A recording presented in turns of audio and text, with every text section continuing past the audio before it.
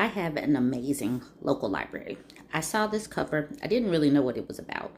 It's called Unmentionable. And when you say unmentionable to me, that means something that I really need to grab. The tagline, The Victorian Lady's Guide to Sex, Marriage, and Manners. This book is a great insight to how far we have come. And when we keep hearing men talk about modern women, you really people really don't understand how much harder it was to be a woman back in the day. And I'm going to get into a few of these passages that examine it. Even though this author is using a middle-class white woman as the center, you can still kind of glean what life would be like as a black woman.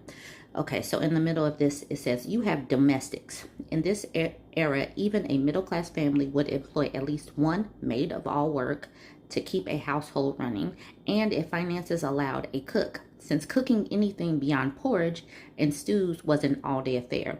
Then, depending on the size of your home and estate, your next acquisition would likely be a man of all work to do the handyman deeds.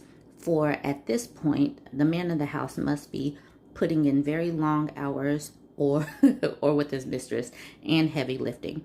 Maids like these do not include ridiculous wealth. Even with a cook and a maid, the average woman's day would still be filled with a degree of and kind of hard labor that even the most high-performing woman of today would find unbearably vexatious. A good 19th century housewife was dedicated and a hard-working micromanager. Besides the supervising and the care and education of her children, public schools were neither universally available nor compulsory in America until the 20th century.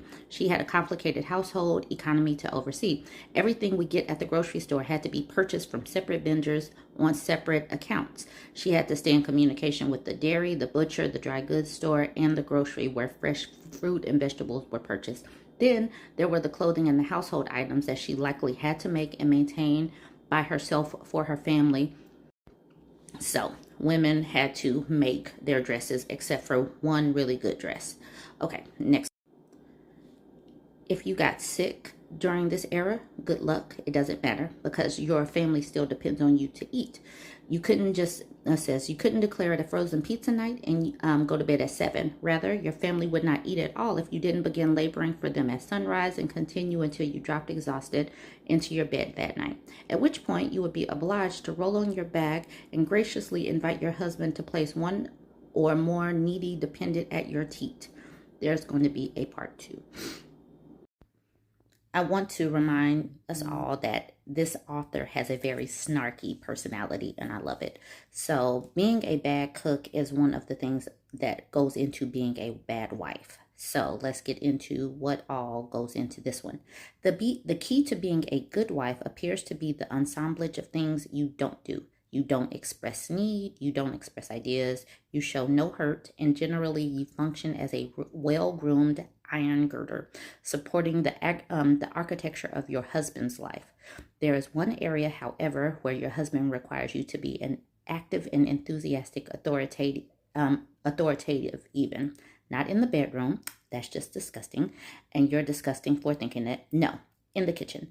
Meals in this era are an arduous undertaking, very unlike what you were used to in the 21st century. The food you eat either has to be coaxed from the earth through primitive and unreliable farming methods, or chased down, subdued, and killed before you can eat it.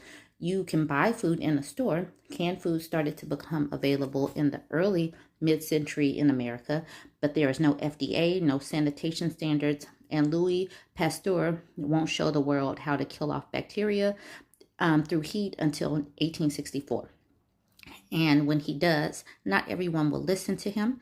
Ketchups are tinted with rust to make them red. Bakers increase the weight of their bread loaves with chalk and grit.